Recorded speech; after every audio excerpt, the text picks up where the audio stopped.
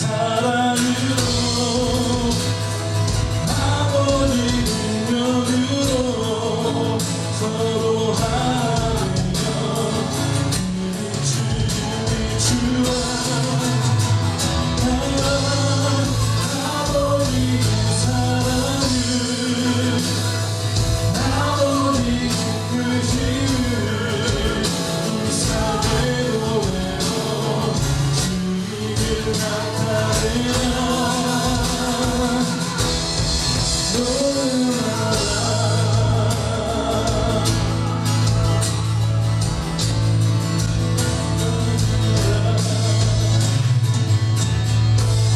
이사야 60장 1절에서 4절까지의 말씀 제가 봉독해 드립니다. 일어나라 빛을 발하라 이는 내 빛이 이르렀고 여호와의 영광이 내 위에 임하였습니다. 보라 어두움이 땅을 덮을 것이며 캄캄함이 만민을 가리려니와 오직 여호와께서 내 위에 임하실 것이며 그의 영광이 내 위에 나타나리니 나라들은 내 빛으로 왕들은 비치는 내 광명으로 나아오리라. 내 눈을 들어 사방을 보라 무리가 다 모여 내게로 오느니라. 내 아들들은 먼 곳에서 오겠고 내 딸들은 안기어 올 것이라. 아멘. 2012년 12월 8일 토요일 눈이 많이 내렸고 이미 그 전날에도 눈이 많이 내렸고 오늘과 같이 굉장히 추운 날에 토요일에 우리 목회자 선배님들과 여러 성도님들을 초청하여서 이곳에서 설립 예배를 드렸습니다. 그때는 지금과 조금 저희 예배실의 모습도 달랐는데 조금씩 아름다운 교회 모습을 갖춰갖고 오늘날까지 많은 변화가 있었습니다.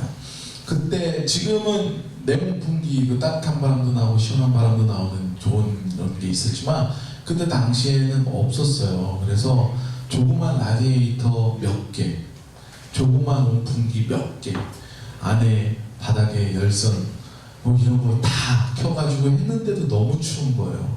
여러분 아시겠지만 그 조그만 그 전열 기구들이 전기를 굉장히 많이 먹습니다. 그거 다 합치면 이 큰 거보다 더 많이 먹어요. 그래서 어떤 일이 있었냐면 감리사님께서 설교하시는 중간에 뒤에 두꺼비집이 내려갔어요. 설교 중에. 여기 조명도 막 켜있잖아요. 여기 창문 하나 없는 곳인데 어떻게 했어요? 완전히 암흑소리. 몰래 제가 뒤로 가서 두꺼비집을 올리고 다시 예배를 진행하고 그런 일이 있었습니다.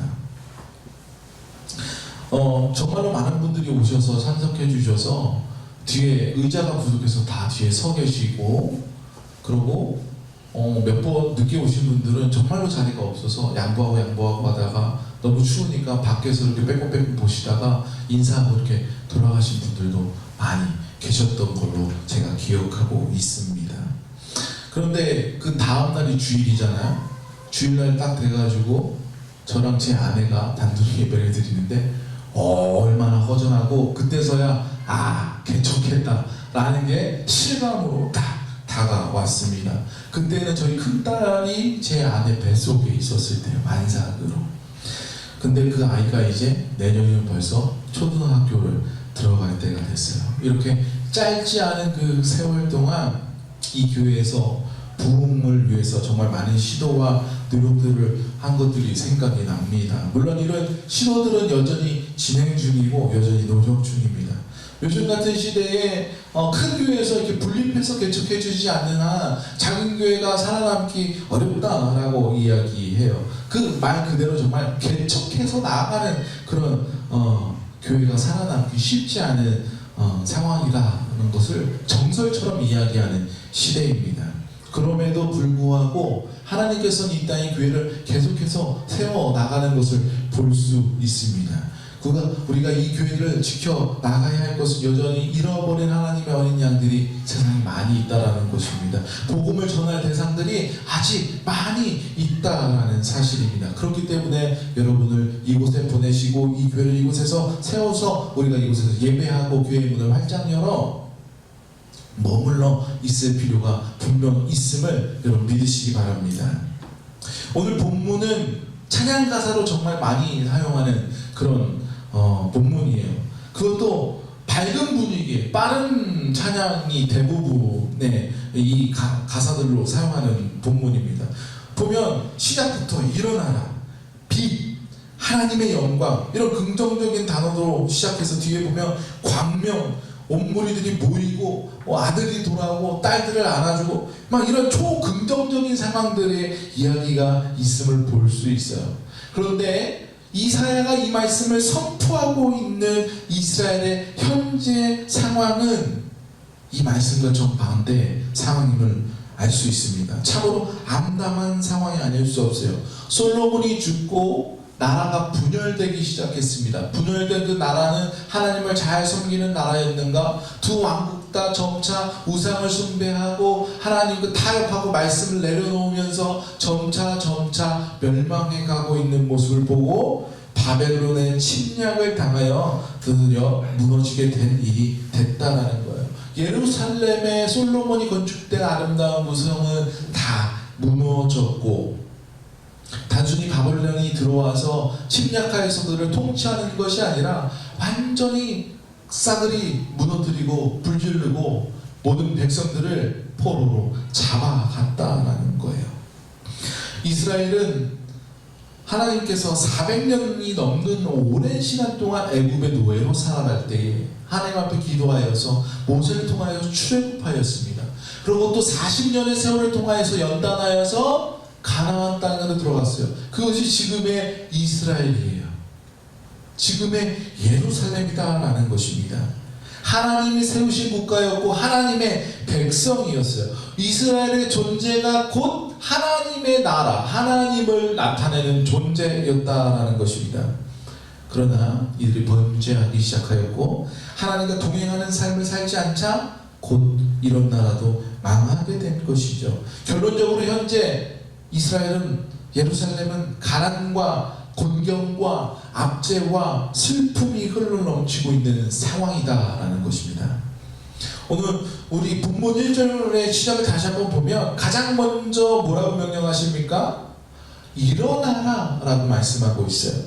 일어서야 할 대상은 지금 이미 서 있는 사람에게 하는 것이 아니라 주저앉아 있는 사람을 향하여서 일어나라 라고 말씀하고 있다라는 거예요. 지금 이스라엘이 가장 먼저 일어서야 할 필요가 있다라는 말입니다. 요한복음 5장에 보면 베데스다 연못가의 사건이 기록되고 있어요. 베데스다 연못 가운데에 병자가 35년 된 병자가 있었습니다. 그 연못에는 이러한 전설이 있었죠. 천사가 내려서 물결을 잃을 때 가장 먼저 그 연못가에 들어가는 사람은 병이 낫게 될 것이라는 전설이 있었어요. 그런데 이 병자는 아무도 도와주는 사람이 없고 워낙에 병약하였기 때문에 그가 35년 동안이나 그곳에 머물러져 있었다는 거예요. 그 외에도 수많은 병자들이 나음을 얻기 위해서 그곳 가운데 있었다는 거죠. 그곳의 분위기가 어땠을까요? 온통 아픈 사람들 투성이에요. 울부짖는 사람들이에요. 오래 머물면 오래 머물수록 그 병이 악화되었겠죠. 정말 절망적일 수밖에 없는 그런 상황이 아닐 수 없는 것 아니겠습니까? 그 가운데 그 병자가 예수님을 만나게 되었죠. 예수님께서 그에게 명령하십니다. 5장 8절에서 9절 말씀에 예수께서 이르시되 내 자리를 들고 걸어가라 하시니 그 사람이 곧 나와서 자리를 들고 걸어가니라. 하나님의 기적은 순종으로부터 일어남을 여러분 믿으시기 바랍니다. 그 암담한 상황 속에서 더 주저하지 않고 주님께서 일어나서 내 자리를 들고 일어나 걸으라 그러니까 그가 나 일어나 걷게 되었다라는 것입니다. 그 자리를 털고 일어날 때 주님의 말씀이 실현되고 기적이 일어남을 여러분 믿으시기 바랍니다. 저희 교회가 제가 7년이 넘는 시간 동안 정말 이것저것 많이 시도해보고 변화를 주려고 노력했어요. 밖에서도 뭐 이것저것 해보려고 했고 안에서도 이것저것 해보려고 많이 했습니다. 계속해서 불안정한 상황을 어떻게든 끌고 가려고 여전히 지금도 불안정한 상황 가운데 있는 상태입니다. 위기가 여러 번 닥쳐왔어요. 여러분들에게 말씀드리지 못한 많은 상황들이 있었기도 했습니다. 여전히 그 위기가 지금도 우리에게 일어날 수 있는 상황입니다.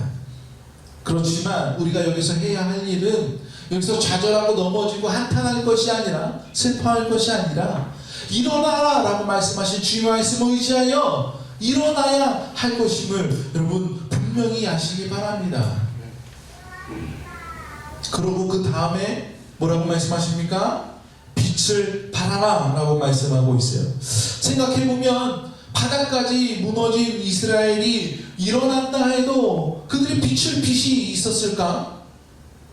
하는 문제가 있다는 거예요. 좌절하고 무너지고 이 이스라엘이 어떻게 일어선다 해도 그 무너진 가운데서 무슨 수로 잿더미 가운데 있는 그들이 빛을 비출 수 있을까?